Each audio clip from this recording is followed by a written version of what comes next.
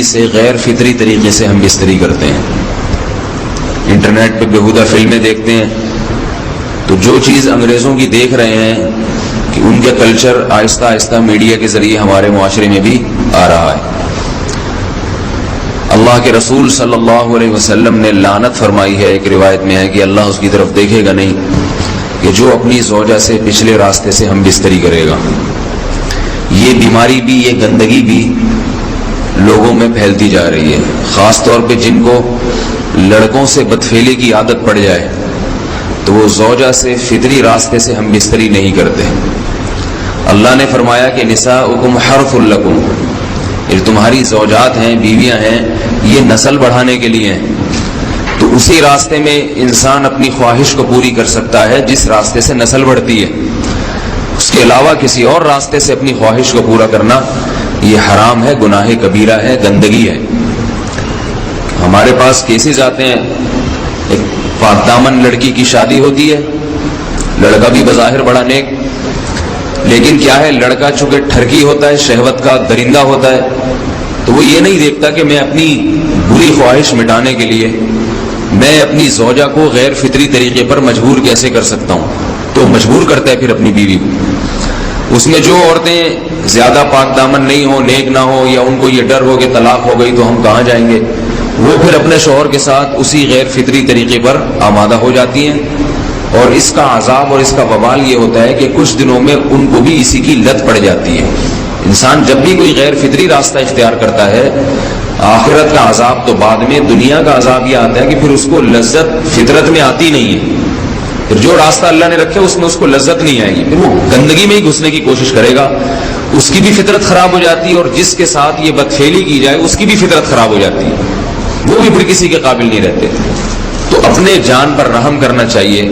ہم انسان ہیں، ہم درندے نہیں ہیں، ہم گھوڑے نہیں ہیں، ہم گدھے نہیں ہیں، ہم جانور نہیں ہیں، ہم انگریز نہیں ہیں. انگریز نے تو حیا اور شرم کی تمام حدود کو توڑ دیا ہے، وہ تو درندے بن چکے ہیں. ہم تو درندے نہیں ہیں، ہم تو حلال کھاتے ہیں، پاک صاف رہنے کی کوشش کرتے ہیں. تو ہم ان کی جو کلچر دیکھ دیکھ کے ہم ویسے درندے بننے کی کوشش کیوں کریں. تو یہ بہت بڑا وبال ہے، بہت بڑی برائی ہے جو ہمارے معاشرے میں آہستہ آہستہ جڑ پکڑتی جا رہی ہے، اور اس سے بیماریاں بھی پھیلتی ہیں. غیر فطری طریقہ ہے، بیماریاں بھی پھیلتی ہیں.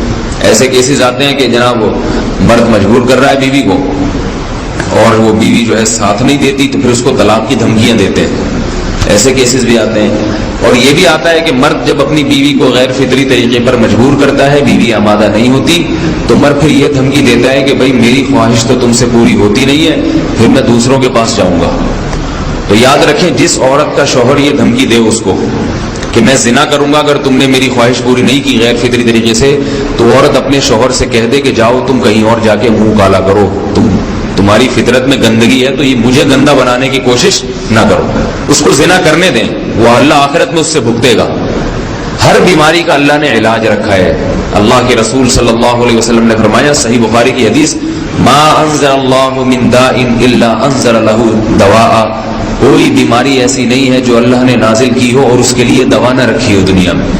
تو اگر کسی کو ایسی لت پڑ گئی ہے غیر فطری کام کی تو اس کو چاہیے کہ وہ اپنا علاج کرائے، ڈاکٹر سے بھی رابطہ کرے. اور سب سے بڑا علاج یہ ہے کہ کچھ وقت صبر کرے گا، چھوڑ دے گا کچھ عرصے کے لیے، تو خود بخود آہستہ آہستہ صحیح ہو جائے گا. ایک آدمی شراب کا عادی ہے، ایک علاج تو یہ کہ ڈاکٹروں سے رابطہ کرے، بہترین علاج کے چھوڑ دے. کتنے دن تڑپے گا؟ ایک دن، 2 دن، 3 دن، 4 دن، 1 ہفتہ، 2 ہفتہ، بہت زیادہ سال ہو جائے گا نا، اس کے بعد خود بہت ٹھیک ہو جائے گا. سگریٹ کا عادی ہے، چھوڑ دے گا. تو کتنے لوگ ہم نے دیکھے ہیں دن میں 20 سگریٹ پیتے تھے، چھوڑنے پر آئے تو بالکل ایک دم چھوڑ دی انہوں نے، آہستہ آہستہ کر کے چھوڑ دی، لیکن تکلیف ہوئی مگر عادی ہو گئے. تو اب کسی کو یہ لت پڑ گئی ہے غلط کام کی، برائی کی، تو اس کا بہترین علاج یہ ہے کہ وہ اپنے آپ کو بدلنے کی کوشش کرے، ماحول بدلے، اور کچھ وقت صبر کرے گا تو اللہ اس سے یہ عادت چھڑا دے. نہیں کی، صبر نہیں کیا اس نے، پھر اسی گندگی میں موت واقع ہوگی، پھر آخرت کا عذاب بہت سخت. نسلیں برباد ہو جاتی ہیں اس عمل سے انسان کی. تو بات حیا کے خلاف ہے، مگر یہ کہ ایک بزرگ تھے وہ بات فرما رہے تھے تو کسی نے پوچھا کہ حضرت آپ حیا کے خلاف بات کرتے ہیں، تو انہوں نے فرمایا تم بے حیائی کے کام نہیں چھوڑتے، ہم اس چھڑوانے کے لیے بات کریں تو ہم برے ہیں، اور تم کام کرو تو بھی برے نہیں۔ برائی کا کام کرنے میں برا نہیں بنتا، اور برائی کے خلاف بولنے والا برا بن جاتا ہے کہ دیکھو یہ کیسی باتیں کر رہے ہیں۔ تو بھائی باتیں ہیں اس لیے ہیں کہ یہ معاشرے میں یہ برائی پھیلتی چلی جا رہی ہے، اور یہ ہماری اپنا کلچر نہیں ہے، یہ امپورٹ ہو رہا ہے باہر سے، یہ امپورٹ ہو رہا ہے، یہ وہاں میڈیا کے ذریعے آ رہا ہے۔ تو وہ چیزیں دیکھا نہ کریں اور ان لوگوں سے دور رہا کریں۔ ہمیں تو دین کا داعی ہو کے ان کو ہدایت پر لانا تھا، بجائے ہم ہدایت پہ چل کے دوسروں کو چلانے والے بن کے ان کے راستے پہ ہم نے چلنا شروع کر دیا۔ اللہ تعالیٰ ہمیں اب دیکھیں ان کے ہاں ایڈز کا مرض پھیل گیا ہے۔ آپ بتائیے یہ ایڈز کا مرض ہمارا ہے کیا؟ یہ بیماری ہماری ہے یا ان کی ہے؟ ہمارے یہاں بیماریاں ہیں، کھانسی ہے، نزلہ ہے، ٹھیک ہے نا، بلڈ پریشر ہے، شوگر ہے، یہ بیماریاں ہماری ہیں۔ کوئی اللہ کا شکر ہے گندی بیماری ہمارے ہاں نہیں ہے۔ جتنی گندگیاں ہیں وہاں سے آ رہی ہیں، ایڈز کا مرض وہاں سے امپورٹ ہوا ہے۔ وہ ایڈز کا مرض اسی بدفعلی کی وجہ سے پیدا ہوتا ہے، اسی سے جراثیم پیدا ہوتے ہیں، اور اتنا خطرناک مرض کے ایسے متعدی ایسے پھیلتا ہی۔ افغانستان میں ایڈز کا ریشو 0 تھا، 0۔ وہ جانتے نہیں تھے کہ ایڈز کا مرض ہوتا کیا ہے۔ جب سے امریکن آرمی، برطانیہ آرمی افغانستان میں آئی ہے، فوجی آئے ہیں، افغانوں میں ایڈز کا مرض پھیل گیا، انہوں نے وہاں بدفعلیاں شروع کر دی ہیں۔ تو وہ تو حالانکہ ان کے لیے زنا کتنا سستا ہے، کتنا سستا ہے نا ان کے لیے زنا، پھر بھی وہ لڑکوں کی طرف مائل ہوتے ہیں۔